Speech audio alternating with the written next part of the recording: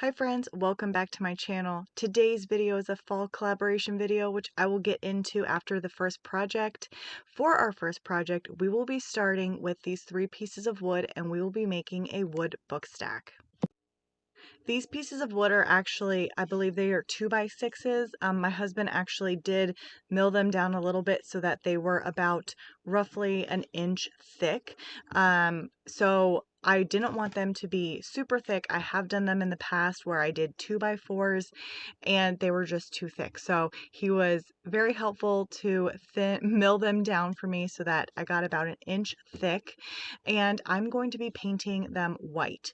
So for the bottom 2 pieces, I'm going to be painting all 4 sides, and then for the top portion here, like you can see, I'm only going to be painting just around the edges. I am going to leave the middle portion unpainted, mainly because I will be using wood glue later on to adhere them together, and wood glue does work best when it's wood on wood instead of, a painted piece.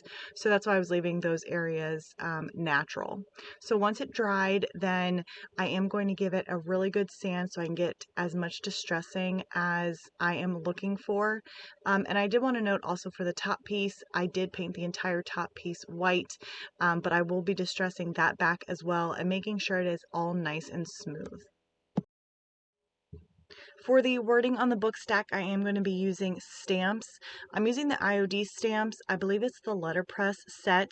I have various sets of stamps from different craft stores and they all vary in different sizes, but the letterpress set that I have here from IOD, that was like the perfect size for the book stack that I was making here.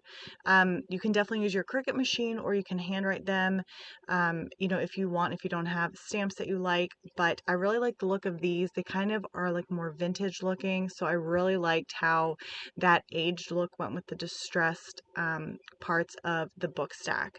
So I am doing pumpkin spice season.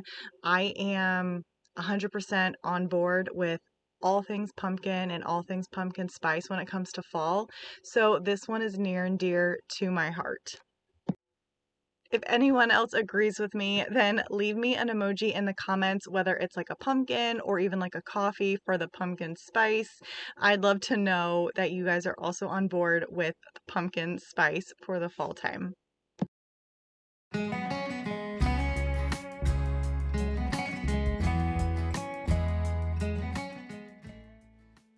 Like I said before, I'm using wood glue.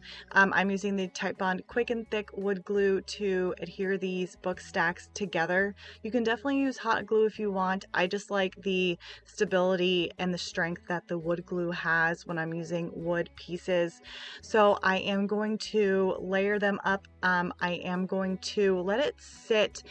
I think I let it sit for, at least 30 minutes for it to set up before I moved on to the next step here. And I wanted to give it a little bit more dimension and age to it. So I am just dry brushing some brown acrylic paint that I have in my craft stash. I'm really focusing on the edges of the book stack, and then I am going in one direction, across the entire front and sides of the book stack, just to kind of, like I said, give it some more dimension. I really like how this aged it up, especially focusing on the edges of the book stack.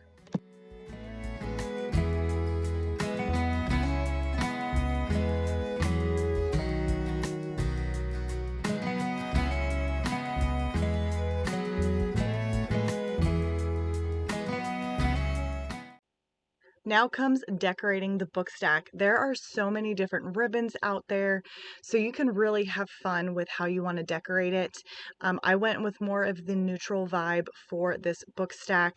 I kind of gravitate towards that for the fall. I love some pops of color, but for the most part, I like more of the neutral colors. So I was going with that, but definitely grab any ribbon that you want to go with your own decor in your home. And then from there you can add on. So once I added this burlap, piece of ribbon. I grabbed this pick from Hobby Lobby and I'm going to break it apart so that I can use that whole thing for this one book stack. You can use as much or as little as you want. You can add a bow to it if you want. I ended up not adding a bow to this one like I've done in the past, with all of this floral on it, and then I do add the pumpkin on top. It was just like the perfect touch. I didn't need to add anything else. But again, you can get so creative with these book stacks, and you can even go themed. So like, the craft stores have so many different adornments that you can add to it. A really cute little like coffee mug piece would be so cute for pumpkin spice season, or whatever you're going to be doing. Just have fun with it. I really hope you like this one. I think this is my favorite of the three projects, and I do have some more book stacks cut. I just haven't decorated them yet, so I cannot wait to do a couple different ones.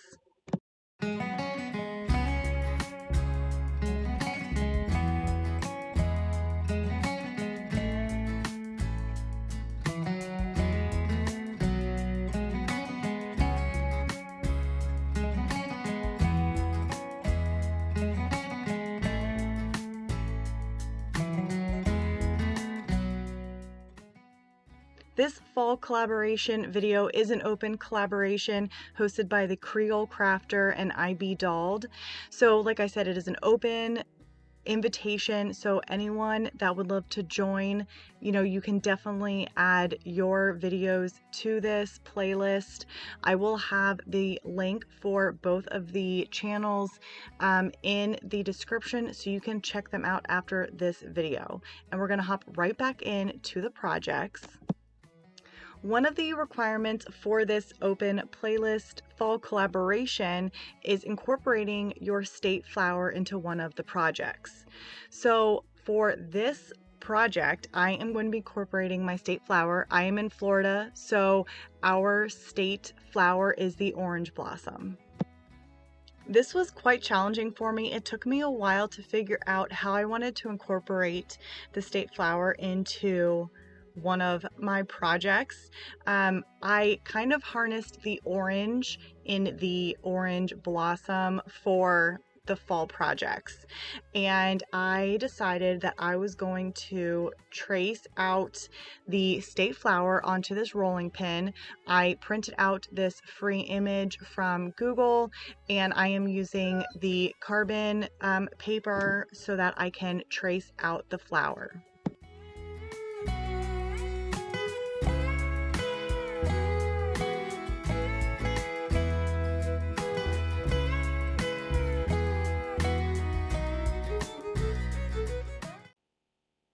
I actually had a lot of fun doing this. It was quite relaxing. It did take a little bit longer than, some normal projects, but I really did end up enjoying it. And I kind of want to do this again on a different surface and maybe make the image a little bit larger next time as well. But once I traced it, I just picked the colors that I had in my stash that would work well. I am using this, the picture as my inspiration and the colors that I'm kind of going off of it. So I did have very similar colors, and I just got to painting. I did a little bit of blending, mixing some colors, and just enjoyed having some artistic ability with these. Very glad that I could trace it, because I don't believe I could have just free-handed, painting this. So I was very happy that I was able to trace it first, and kind of like a paint by numbers kind of situation, but I really enjoyed it. So I'm going to let you finish watching as I'm painting this, and then we will move on to the next step.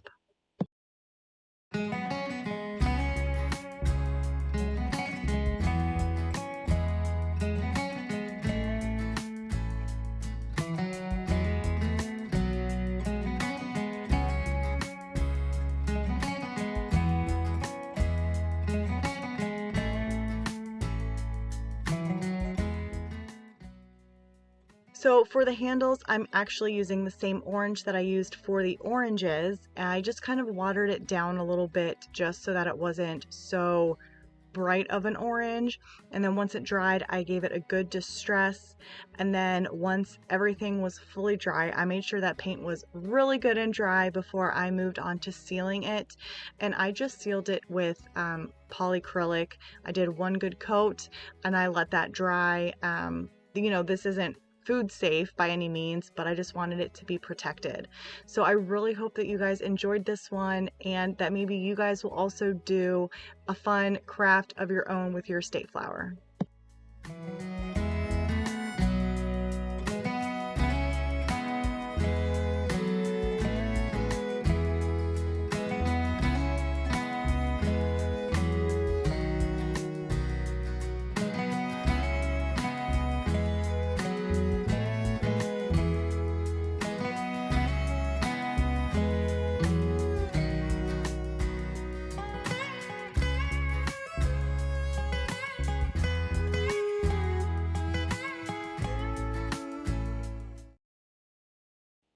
For our last project, we are going to be making little mini topiaries. I actually got this idea from someone on Instagram. I cannot remember who it was. I saw it a while ago, but they were like really large, like for a kitchen, like giant candlesticks with giant pumpkins.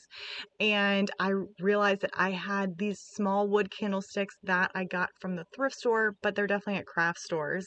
But I did grab them from the thrift store, and I had these little mini pumpkins, and I thought that this was going to be just like the perfect little project. So I am painting the candlesticks with this moss green color. I love this green color, and it's so great for fall time with the muted, green. So once it dried, I gave it a good distressing until I was happy with how it looked. And then to seal these candlesticks, I ended up using the Waverly Antique Wax. Now, when I did this, I freaked myself out at first because I just painted it all on, as you can see here. And I was like, oh, I don't know how well that this is going to wipe off. Like, I thought it was going to work really well in my head. So I kind of had a freak out moment, but it did. I mean, the minute I started wiping it off, it came off very easily, but it sealed in that paint and it just aged it up so that it had a really nice, like, aged antique look. And you can really see the difference between the sealed piece and then the one that's not. I really love how it aged it up. So I did that to both of them, and then I let it dry before I moved on to the next step. I had these leaves in my stash and I thought that these would be the perfect size, and I really liked the brown, the shades of brown on these leaves. I thought it really went well with the moss green candlesticks. So I did 3 leaves per candlestick, and I'm going to be adhering the leaves with hot glue. Now, this did take a little bit of time. I really wanted to make sure that the leaves were pretty much as flat as possible so that when the pumpkins, sat on top, they weren't, they weren't going to be, cattywampus or whatever, off kilter. They would be as flush as possible. So it did take a little bit of time. I made sure that, everything was dry before I added the pumpkins.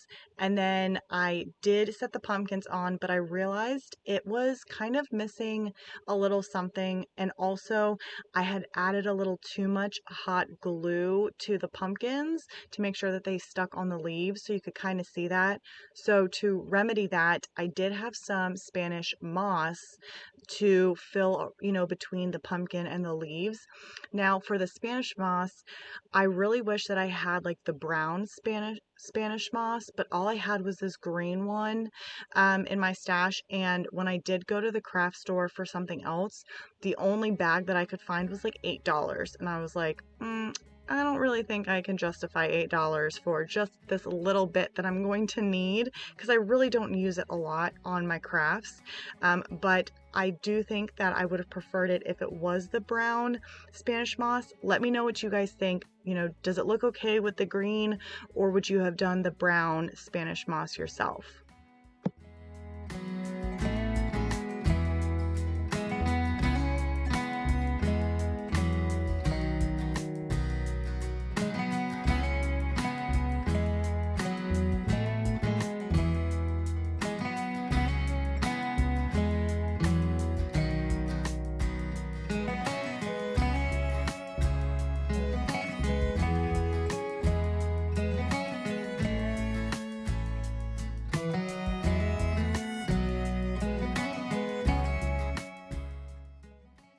I want to thank you all. I hope you enjoyed this video. Let me know your favorite project in the comments, and make sure to check out my description box for the link to the other videos. And I hope you enjoyed and have a wonderful rest of your week. I will see you all in my next video. Bye guys.